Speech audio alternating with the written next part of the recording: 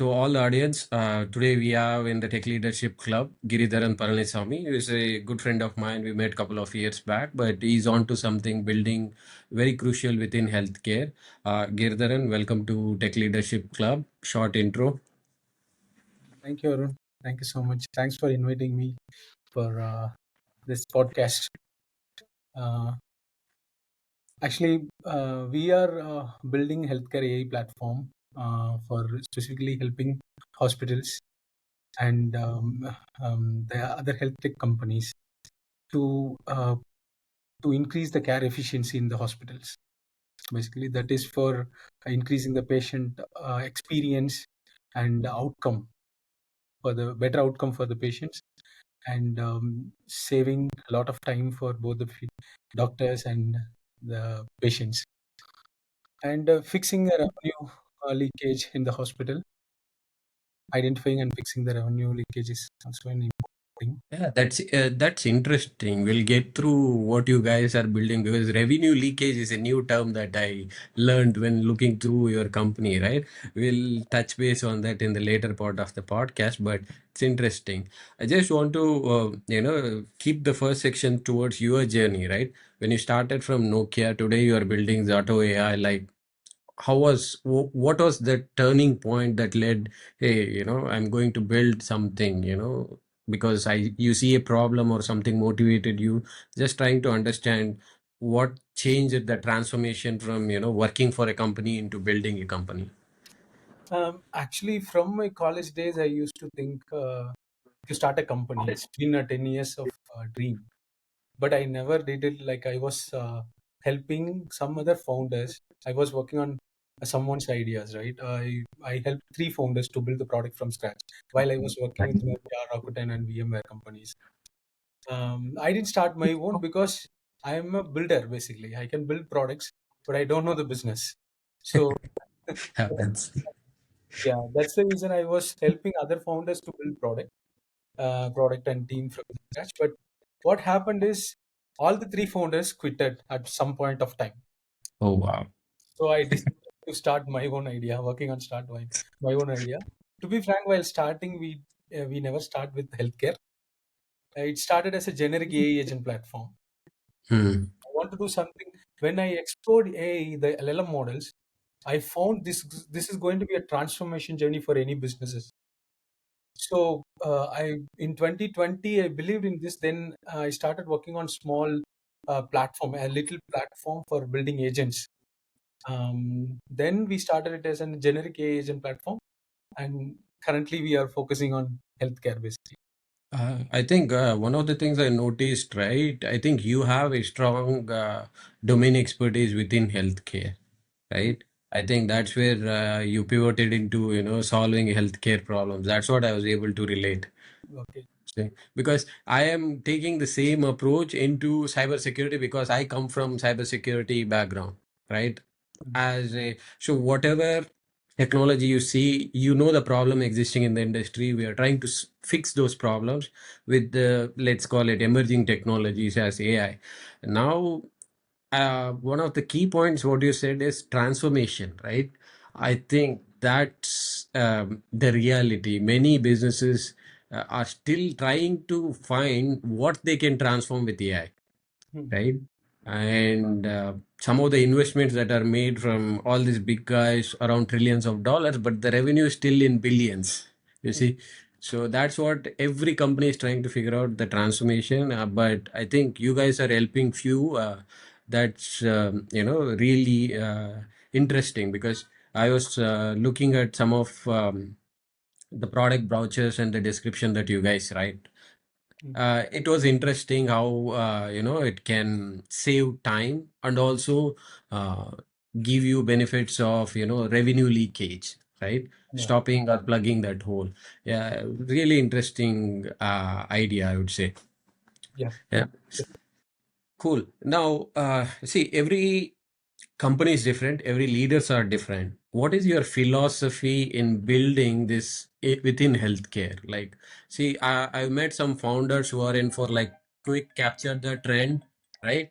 And build products, sell, move on to the next. But I would like to understand what's your philosophy behind, sticking to healthcare and building Zato AI, trying to understand more. Yeah. Actually, even still now, I see a lot of use cases to solve in other industries. It used to get attracted actually.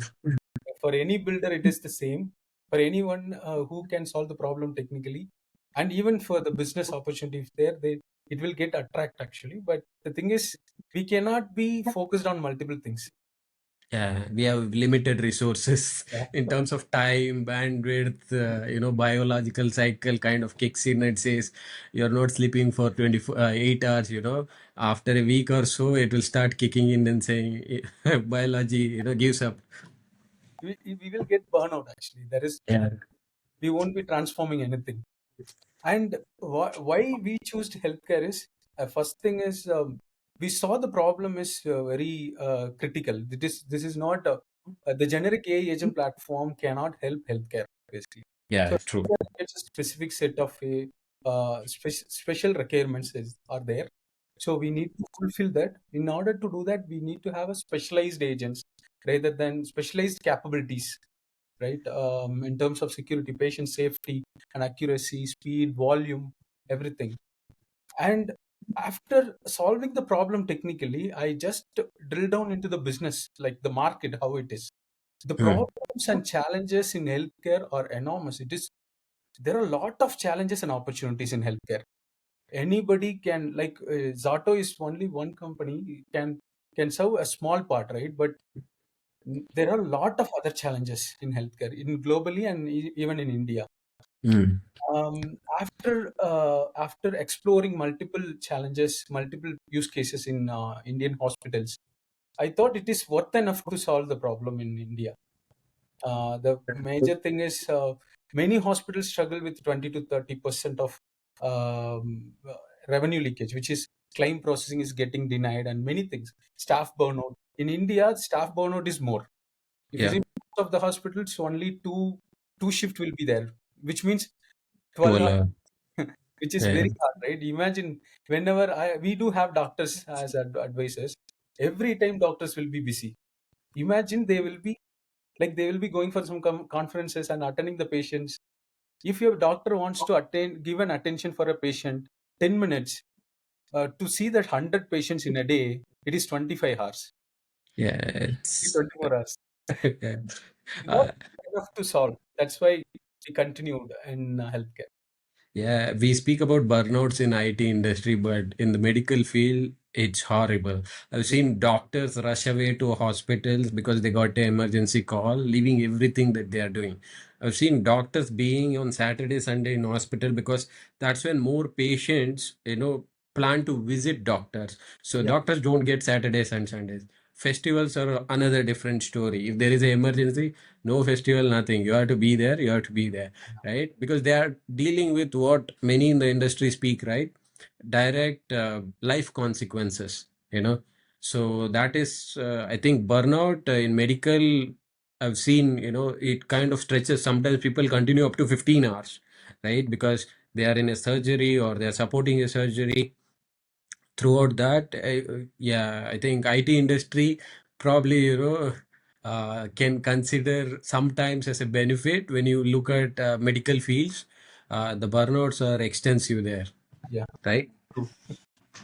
Cool. Cool. See, one of the things, since you are also building, we are also building, something that I face challenge, I tend to get insights from other people's to see how they're tackling, right? See, you have something building practical which works, right? And you have something you can build quick and get revenue. How do you prioritize? Actually, what we did first in the beginning, we were focusing on building rather than selling. Ah, nice. Until we have lot of money, enough money for 12 months, 6, 18 months, we were building silently. Then Mm. it was actually the problem is at the high level. If we look at it, it is very good problem to solve. The solution also it looks fancy, but when we go to the market and give it to the real users, right, we will come to know it is not enough actually. We have to It's do many things. As an engineer, we will see it as a very simple thing, but it will take time. People has to, Hmm. right. Even after some time, after some point of time, I decided, okay, we are burning more money, so now we have to make revenue out of it. What we have built, right? From what we have built. So when I tried and push it hard to the users, customers, They reject. it won't work. It won't work. Then I realized, okay, this is very slow. This cannot be this much fast. We Yeah. we are imagining this can be very, very super fast. If we have the product, then we can sell it, we can make revenue, and we can raise funds. That won't happen. So Yeah, classic engineer's dilemma, right? You build product, customer will come. Then you figure out there is this whole sales thing that happens. yeah, Yeah, now we accepted. I myself accepted. Okay, we need to understand our customer first. I initially it was like why these customers are not understanding. Really, literally, I was thinking in this way, but now I understood. Okay, I am the advocate for my customers basically. So I should technology advocate. Then yeah, I should help them. I should help them to understand. I should I should listen to them more than anyone else in the world, right? If I am solving their problem. So I decided, okay, listen to the customer, then build accordingly. Even if it is slow, fine. Build releases carefully because it is the patient safety is very, very important at the end. I think even 1% error is not accepted in healthcare, Yeah. right? The errors are, Because yeah, yeah, that is true. because anything of a small minute error can lead, because I was talking to some of the people who were part of healthcare breaches, right? It's very popular in the West, and when things go wrong, it goes wrong horribly, Yeah. right? And one of ransomware incident that happened was, um, healthcare systems were down within the hospitals, and ambulance couldn't reach on time. Mm, They don't know whether this hospital has availability, emergency facilities, doctors, sort mm, of things. They had to divert it more to another 3 miles or 5 miles, whatever it is. mm. But if they didn't had a ransomware, they could have treated this patient, Okay. right? So the Yeah. consequences of these, it's immeasurable. Even if it may be small errors, but in healthcare, I think errors are unacceptable when it comes to technology. It needs to be at par with whatever the care they are giving. Yeah. Yeah. Cool. Now zooming out, since focusing on healthcare, right? See, you're dealing with a lot of clinical experiences, right? Hospitals and sort of things. What are they fundamentally getting wrong, in your opinion, about technology or about AI, or how these solutions can improve caregiving? Because most of the times, doctor might be detached to deep tech products, right? Some Yeah. of them are very well versed with medical products, but not deep tech products. But what do you think, from your opinion, they are fundamentally getting wrong? Actually, the understanding about the AI technology compared to the existing system, they have many of the hospitals. They have invested in tech, and they saw that softwares are not driving the values. Software is Hmm. not driving force for the growth. Basically, Yeah. they were seeing like that. But the problem is there are many things like the manual work. If you want to get the outcome from the software, right, you need to have spend some time and updating the data properly. That is very first important thing. But if Yeah. who will give the data? Hospital majority of the hospitals, the staffs are very less, and burnout is already there. Then manual entry will not be the will not be Solution. possible. Yes, it is not possible. And even the doctor knows the complete information. Nobody else knows this information of a particular patient. Once the patient comes and having a consultation, once the patient left the hospital, the patient is complete responsible for taking the care, getting the outcome.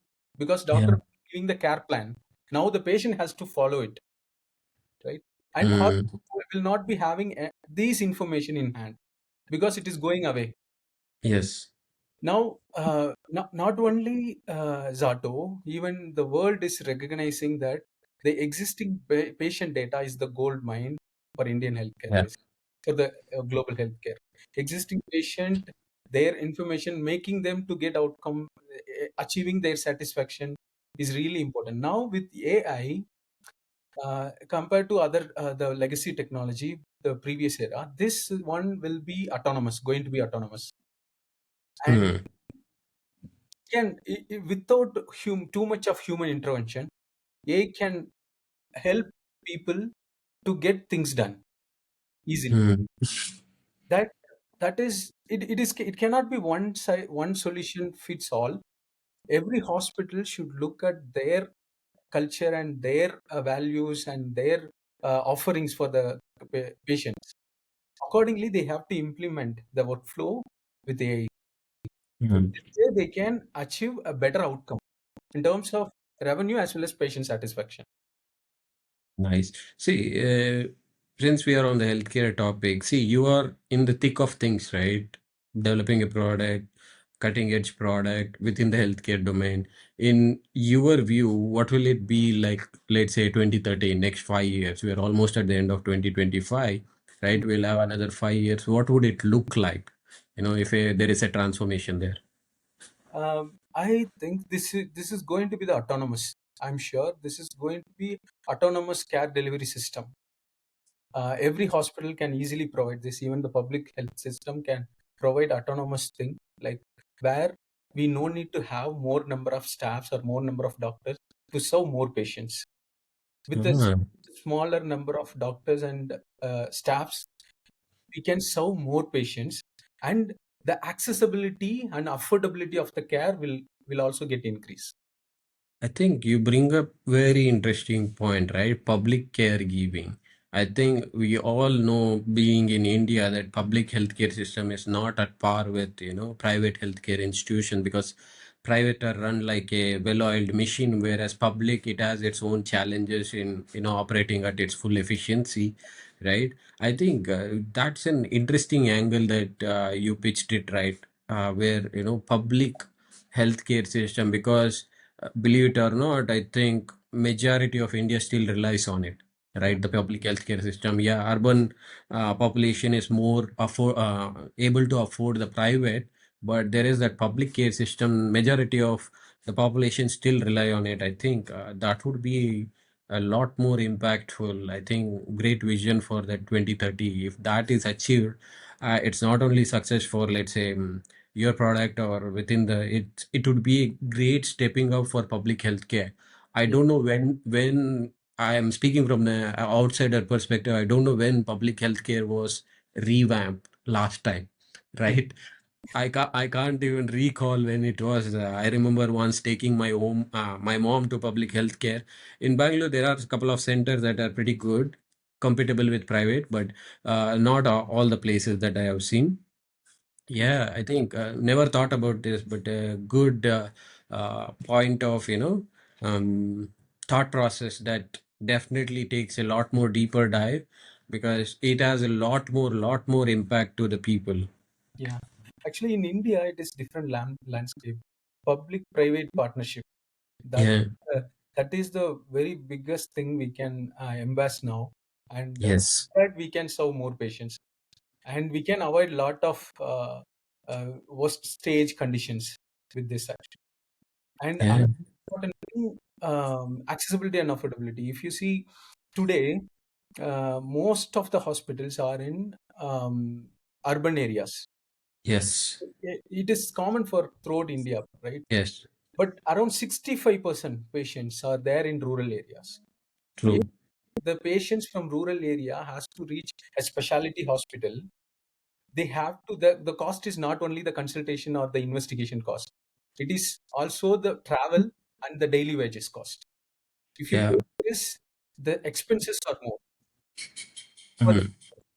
these things can be avoided, and through this with AI, we can increase the accessibility to the specialty cares from wherever they are. And Yeah. affordability, in this way we can increase the affordability also. For example, if you see the primary health center, the the assistants, the physician assistants or the nurses, they will be taking care of taking the notes, patient case sheets, and then they will be submitting to the doctor. Doctors will be prescribing or giving the care plan. The same thing can be achieved with AI now. Even AI Hmm. can do this. Now, if you imagine the patients, no need to come to hospital. For physical assessment, there is important thing that you have to visit. Yeah, And that is what I was thinking because I took my wife when she was in pregnant, right? I was yeah, thinking, yeah, if nurses, I do see that initial assessment, right? Height, weight, blood pressure, everything. I was like, do you guys have something? Then you clarified, the physical part, there's no option. You still have to visit, but there is that virtual part where the consultation. I think that is what you're aiming for. Yeah. yeah, majority of the things are like around 80% can be the OP consultation can be taken through remote. Uh, Nice. the one important thing, teleconsultation is already there, right? What is the Yes. difference between teleconsultation and this AI enabled autonomous consultation, right? The teleconsultation is asking both the doctor and patient in sync. If you Hmm. are a doctor, I am a patient, we should be in sync and we should talk to each other. But with AI, it can be async. Like when I will describe my issues and my conditions or symptoms whenever I am free. I'm a patient. Ah, nice. Doctor.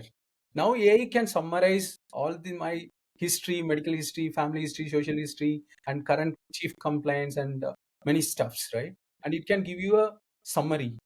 When as your doctor, whenever you are finding a time, you can ask me to visit you in person, or you can give me a prescription, and or you can give me investigations. Like you can send a lab assistant to take the samples.